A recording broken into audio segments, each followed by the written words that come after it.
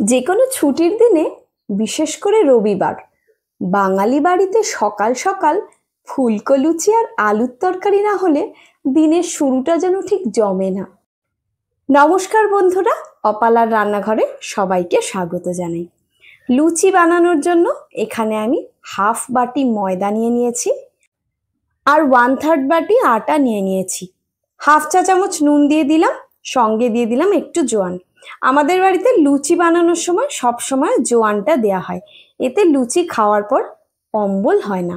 শুকনো উপকরণগুলোকে ভালোভাবে মিশিয়ে নিচ্ছি। এবার মাঝখানটাতে একটুখানি জায়গা করে নিচ্ছি। এখানে 1 চামচ মতন সাদা তেল আমি দিয়ে দিচ্ছি। এবার তেলের সঙ্গে আটা ময়দাটাকে ভালোভাবে মিশিয়ে নিচ্ছি। আপনারা চাইলে শুধুমাত্র ময়দা বা শুধু আটা দিয়েও লুচি বানাতে পারেন, কিন্তু শুধু ময়দা দিয়ে লুচি খাওয়াটা শরীরের জন্য খুব একটা স্বাস্থ্যকর নয়। তাই আমরা সাধারণত আটা মিশিয়ে লুচিটা বানাই। আর শুধু আটার লুচিও আবার একটু লালচে ধরনের হয়ে যায়, যেটা দেখতে খুব একটা ভালো লাগে না। এইবার অল্প অল্প করে জল দিয়ে আমি এই ময়দাটাকে মেখে নিচ্ছি। যে সমস্ত বন্ধুরা অলরেডি জানেন তাদেরকে তো আর নতুন করে জানানোর কিছু নেই, কিন্তু যারা জানেন না তাদের জন্য বলছি, লুচির জন্য যখন ময়দাটা মাখা হয় তখন কিন্তু সেটা একটু নরম করেই মাখা হয়, কারণ খুব শক্ত ময়দা মাখলে লুচিটা বেলার সময় অসুবিধে হবে। ময়দাটা মাখা হয়ে গেছে, এটাকে আমি ঢাকা দিয়ে মিনিট 10 জন্য রেখে দিচ্ছি। ততক্ষণ আমি আলুর তরকারির জন্য 3টে আলুকে ধুয়ে নিয়েছি। এবার আলুর খোসাগুলো ছাড়িয়ে নিচ্ছি। যে সমস্ত বন্ধুরা আমার রান্না দেখে থাকেন তাদের উদ্দেশ্যে বলছি, আমার রান্নাগুলো যদি আপনাদের ভালো লাগে বা খারাপ লাগে, দুক্ষেত্রেই আপনারা কিন্তু আমাকে কমেন্ট করে জানাতে পারেন। সেক্ষেত্রে ভালো লাগলে আমি খুবই খুশি হব, আর খারাপ লাগলে যে জায়গাগুলোয় আপনাদের খারাপ লাগছে সেগুলো আমি ইমপ্রুভ করার অবশ্যই চেষ্টা করব। একই সঙ্গে আপনারা কিভাবে লুচি আর আলুর তরকারি বানান আমাকে কমেন্ট করে জানাতে পারেন। আমি আলুগুলোকে ছোট ছোট করে কেটে নিয়েছি। এবার একটা প্রেসার কুকারের মধ্যে আমি নিয়ে নিচ্ছি। অল্প একটু জল দিয়ে দিলাম, যতটা জল দিলে আলুগুলো ডুবে থাকে। তার মধ্যে 1 চামচ মতো নুন দিয়ে দিলাম। আলু সেদ্ধ করার সময় সেই জলে নুনটা দিলে আলুতে বেশ ভালোভাবে নুনটা ঢুকে যায়।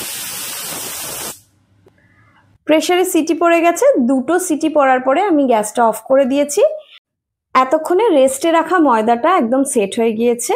যতক্ষণে প্রেসার কুকারের প্রেসারটা রিলিজ হচ্ছে ততক্ষণ আমি লেচিগুলো কেটে নিচ্ছি।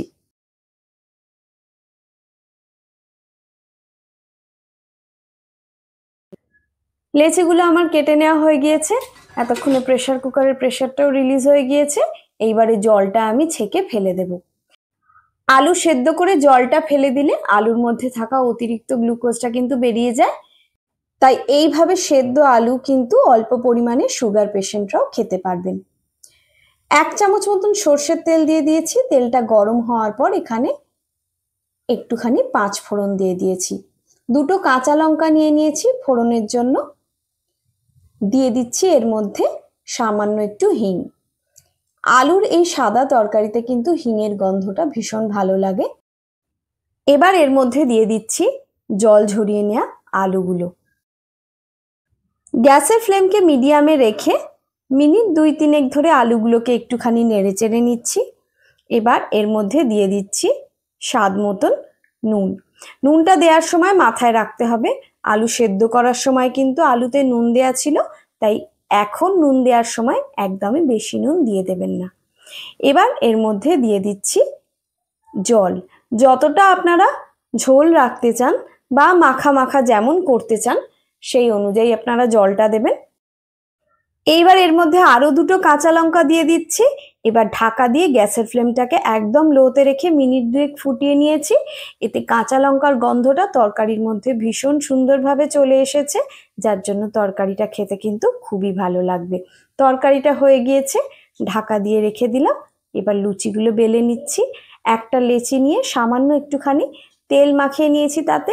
এবার দেখুন লুচিগুলোকে এইভাবে বেলে নিতে হবে। লুচিগুলো বেলার সময় একটা জিনিস মাথায় রাখবেন, লুচিগুলো কিন্তু একদম মোটা মোটা বেললে লুচিগুলো ফুলবে না। তার জন্য লুচিগুলোকে হালকা হাতেই বেলবেন, আর লুচির ধারগুলো যেন কখনোই মোটা না থাকে। আশা করি আপনারা লুচির থিকনেসটা দেখে বুঝতে পারছেন। আরও একটা লুচি বেলে আমি আপনাদেরকে দেখিয়ে দিচ্ছি। যে কোনো জিনিসই জানেন তো অভ্যেসের ব্যাপার, রোজ করতে করতে জিনিসটা ঠিক মতন হয়েই যায়। প্রথমবারে পারফেক্ট না হলেও কয়েকবার করার পরে কিন্তু দেখবেন ঠিকই পারবেন। কড়াইতে আমি সাদা তেল দিয়ে দিয়েছি পরিমাণ মতন, তেলটাকে খুব ভালোভাবে গরম করে নিয়েছি। এবার একটা লুচি এর মধ্যে আমি দিয়ে দিলাম। লুচির ধারটাতে একটু চেপে চেপে দিলেই দেখুন লুচিটা কি সুন্দর বলের মতন এইভাবে ফুলে যাবে।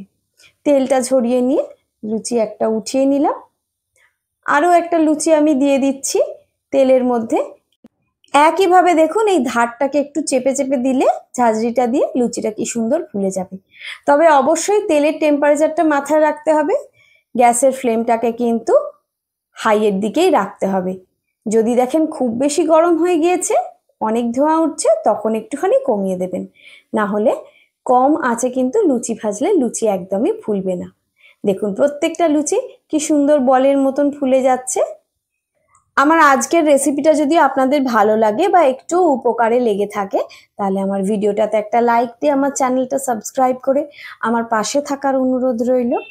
আর আমার আজকের রেসিপিটা কেমন লাগলো অবশ্যই আমাকে কমেন্টে জানাবেন।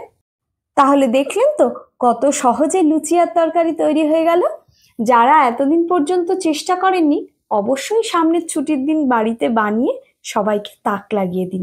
সবাই ভালো থাকবেন, সুস্থ থাকবেন। আজ এই পর্যন্ত।